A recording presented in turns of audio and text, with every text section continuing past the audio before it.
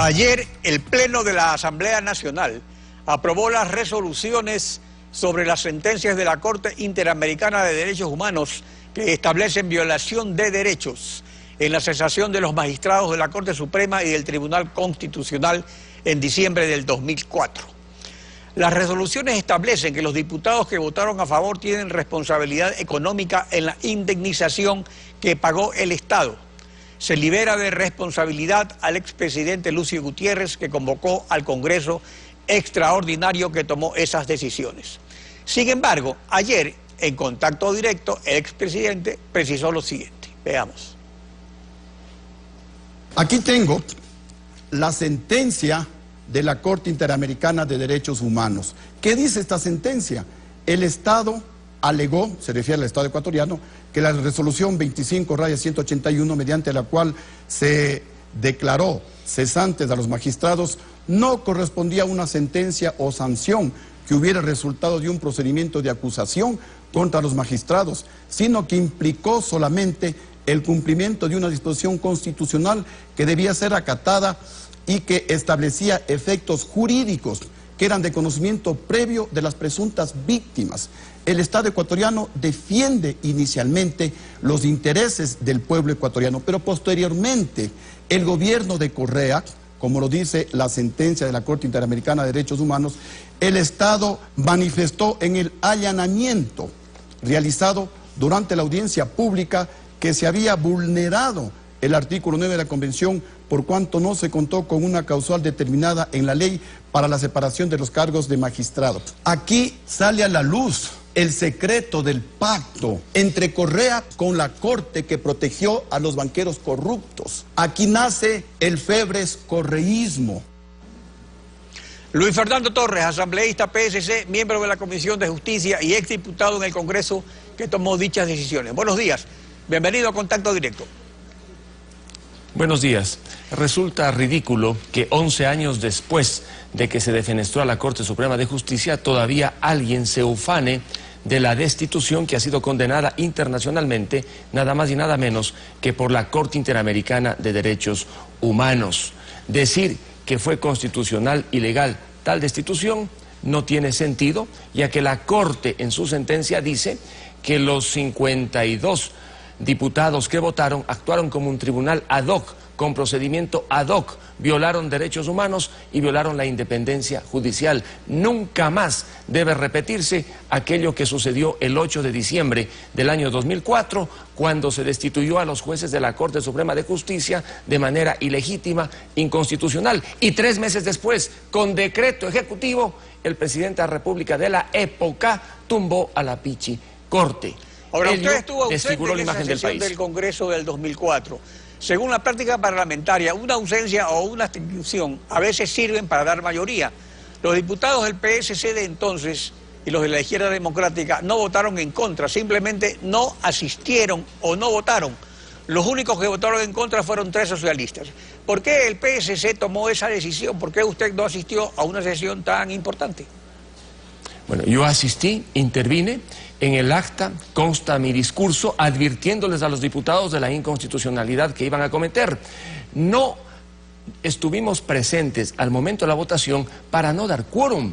Es que estar presente y votar en contra era dar quórum y permitir que se instalara el Congreso, de tal modo que nuestra posición de habernos ausentado o abstenido, lo que trataba era de impedir que pudiera instalarse ese grupo que defenestró a la Corte Suprema de Justicia. Por el contrario, más bien nuestra posición fue aquella que estuvo siempre evitando que pudiera instalarse el Congreso ecuatoriano para destituir a la Corte Suprema de Justicia. Lo interesante es que algunos de los diputados que apoyaron la destitución, la cesación de funciones de los jueces del Tribunal Constitucional, votaron en contra de la Corte Suprema y después participaron de manera acertada, inclusive como testigos en la Corte Interamericana de Derechos Humanos, para decir que lo que ocurrió con la Corte Suprema de Justicia no tenía nombre, no tenía presentación.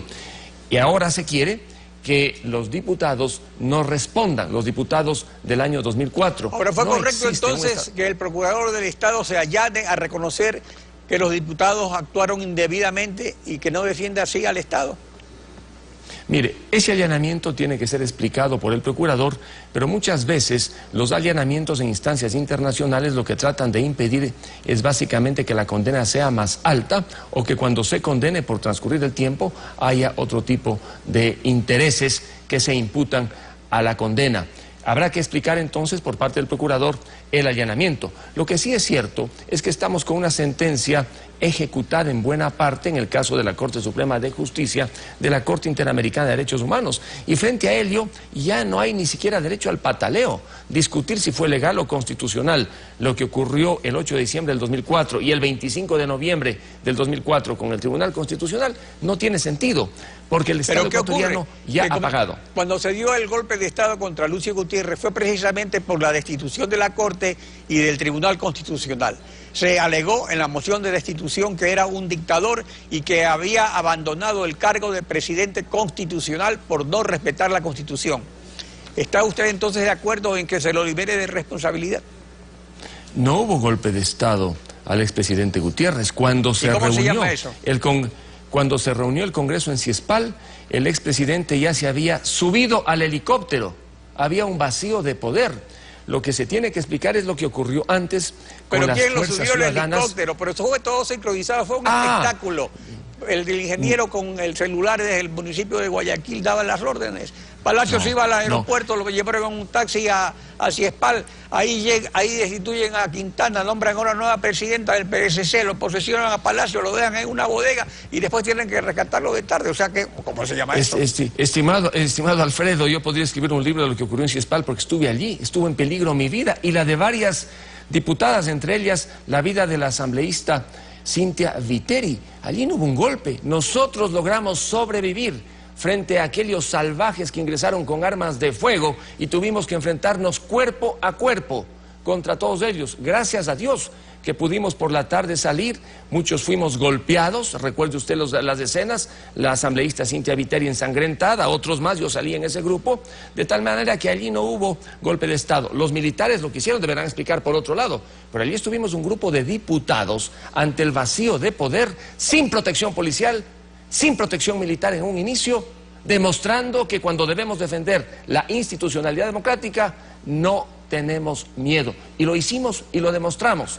De tal modo que lo que ocurrió esa fecha tiene también responsabilidad en el expresidente Gutiérrez, porque muchos de sus partidarios asistieron a Ciespal precisamente a agredirnos de manera salvaje y cobarde. Pero ese es un episodio del pasado. Miremos hacia adelante. A la decisión de ayer de la Asamblea, la decisión que se ha tomado respecto a la responsabilidad de los diputados que votaron y la de liberar al expresidente Gutiérrez, ¿es un precedente que favorece al presidente Correa si en el futuro hay sentencias de la Corte Interamericana ordenando indemnizaciones por actos que haya cometido el Tribunal Supremo, el Congreso, por ejemplo? Mire, la decisión de la Asamblea es histórica porque deja expuestos a todos y particularmente a aquellos que han venido tomando decisiones en los últimos 8 años en el poder. La decisión de la Asamblea ciertamente que perfila el derecho de repetición del Estado y sobre todo les recuerda a los diputados que no son irresponsables absolutamente. Si bien la Constitución dice que un asambleísta, un diputado no responde civilmente por sus votos o decisiones, esa irresponsabilidad no es ilimitada. Como ha ocurrido en este caso, existe sentencia ejecutada de la Corte Interamericana de Derechos Humanos. Se le ha condenado al país por haber violado derechos humanos y los diputados de la época no actuaron dentro de las funciones correspondientes al Congreso. Si el día de mañana, por ejemplo, decidiera un grupo de asambleístas disponer de la biblioteca personal del presidente Correa, como dispuso la Constituyente en 1945, de la biblioteca personal del expresidente Arroyo del Río, ¿deberían o no responder? Deberían responder porque esa no es función de la Asamblea ni función del legislador. ¿En qué estado se encuentra el proceso ante la Comisión Interamericana por la destitución de diputados por el Tribunal Supremo Electoral el año 2007? Mire, ese proceso que yo lo patrocinaba cuando ejercía la profesión y fui también una de las víctimas porque a mí me destituyeron de manera ilegítima el año 2007 cuando me opuse con 57 legisladores más a que se convocara a esa asamblea constituyente violándose todos los procedimientos, ha sido prácticamente preadmitida en la Comisión Interamericana de Derechos Humanos, pero se encuentra allí represada.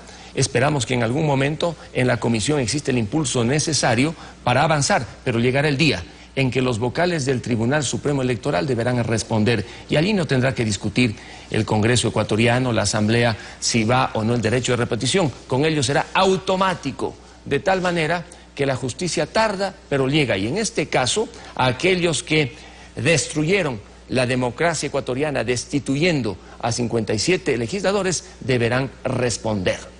Luis Fernando Torres, gracias por su participación en Contacto Directo.